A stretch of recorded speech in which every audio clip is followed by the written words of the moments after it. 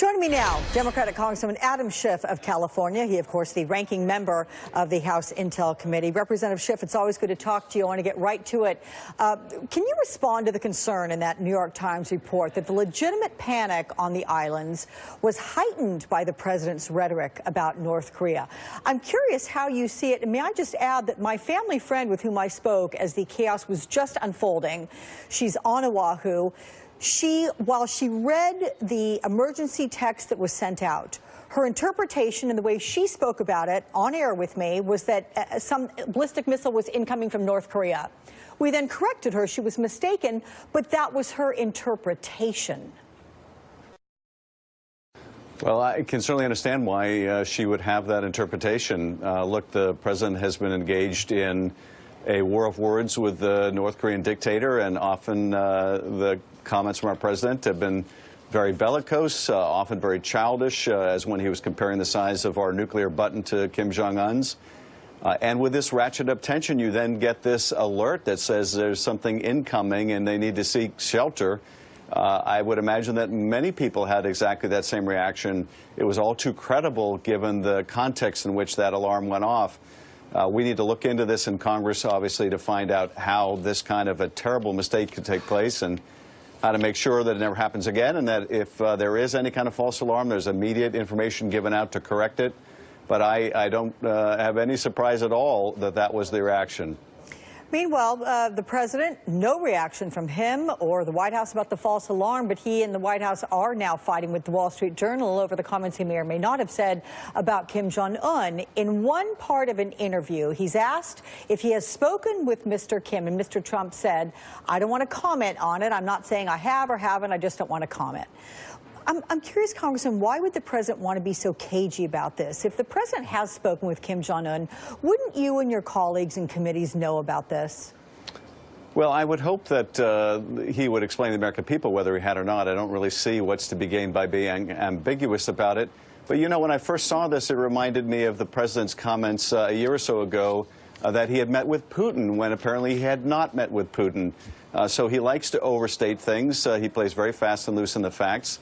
And I look at these two stories also this morning, Alex. One where he's denying the comments to the Wall Street Journal that he has a good relationship with Kim Jong-un, which seems absurd. But then there's recording of it. And nonetheless, he contests the actual recording that you can listen to, and sounds pretty clear to me. But then you also have the president contesting what he said in that meeting with senators. And he's able to find some people at the meeting who will say what the White House wants them to say and create, once again, doubt about what took place. This seems to be the modus operandi of the White House. Make often false statements, sometimes make bigoted statements, and then when you're caught on it, try to deny and obfuscate that it ever happened. So what did you hear, though, in those comments? And I guess the question begs to be asked, is truth now defined not necessarily by fact, but in an interpretation via partisan politics? You had one Democrat in the room who claimed that he heard the president say the word S-hole. You have others who had previously said, we didn't hear anything, we don't recall. There's one now, Senator Durbin of Georgia, who says, Durbin of Georgia, Senator Durbin, of course, of Illinois, but the Georgia senator, Purdue, he says, he did not say that now. And so he's, at first, I wonder what changed his recollection in the past few days. He didn't hear anything at first. Alex, I think it is what you say, and that is that the partisanship has gotten so great that we now perceive even the same circumstances differently. If you listen to that Wall Street Journal audio recording, it's kind of a Rorschach test. I imagine that if you play that for Democrats and Republicans, Republicans will say they heard one thing, Democrats will say they heard another. That's just how, unfortunately, polarized the country has become. In that meeting in the White House, that may be operating. It also may be operating that comments the president said were more striking to Dick Durbin in the sense that he's more attuned to when the president is speaking in racist terms. And so it's more memorable for him than it may have been memorable for others. But we are, unfortunately, at such a polarized point where even the same events, we have a difficult time perceiving in the same way. Also, your reaction to Congresswoman Mia Love's heartfelt reaction to it. I mean, she says the president might not have said what he allegedly said if she was in the room. So is it about diversity as well? Or are we being a bit too naive in thinking that would change the president's thinking? Well, I think that if she had been in the room and she had reminded the president that she was from Haiti, he probably would not have talked the same way about Haiti. I would at least hope that that would be the case. But there was also a report this week, frankly, of a situation with I think what was reported to be an analyst from the intelligence agencies who was of Korean origin and that was talking about a non-Korea issue. And the president said, why isn't that pretty Korean lady working on Korea instead of these other issues? So that's not necessarily going to prevent the president from saying things that are wholly inappropriate or even worse. But I think it would help.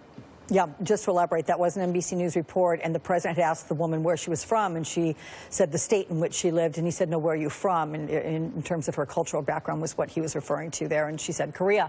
The president has spent much of the weekend tweeting attacks against Democrats over the DACA program, including this morning, saying that DACA is probably dead, because Democrats don't really want it. Between these constant attacks and the alleged comments, can Democrats negotiate with Trump? I mean, how much of a political calculation are you all making by working with President Trump?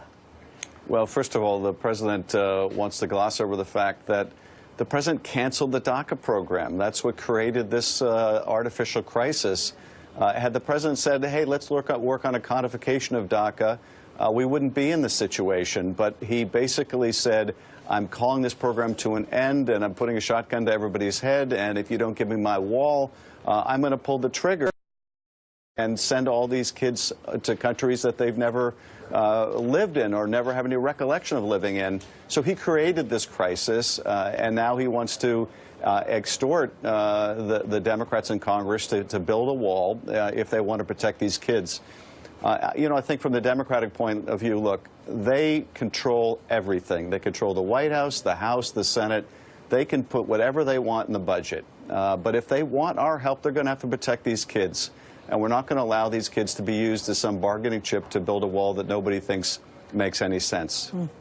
Before I let you go, former White House Chief Strategist Steve Bannon reportedly set to interview with you and House Intel members this week. I want to play for you what Democratic Congressman Ted Lieu said on MSNBC yesterday. Here it is.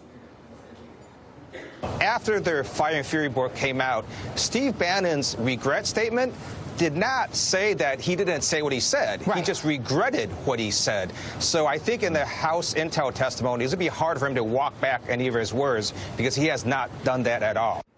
I know that you can't confirm that Steve Bannon will be speaking with you, though we have reports that he is. I believe it's on Tuesday. That said, how crucial might Steve Bannon be to your investigation?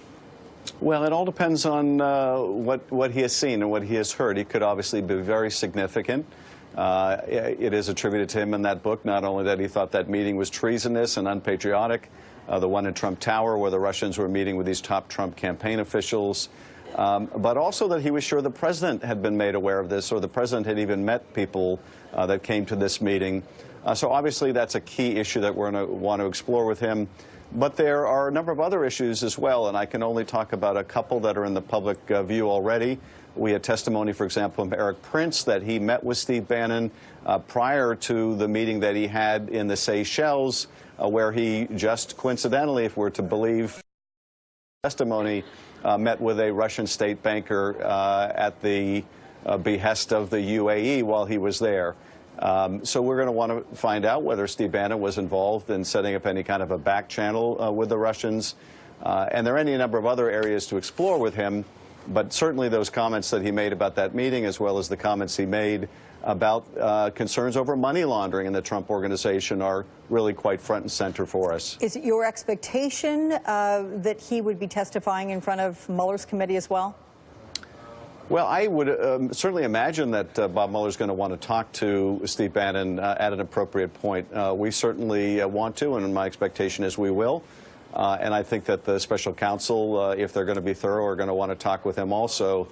But the special counsel has an advantage that we don't have in our committee, and that is the special counsel can sequence in what order he wants to do the interviews. So what foundational witnesses first, That's what we should be doing in Congress, but the majority has often scheduled witnesses without any investigative plan, and that's made it very difficult. And of course, you said it appropriately, Special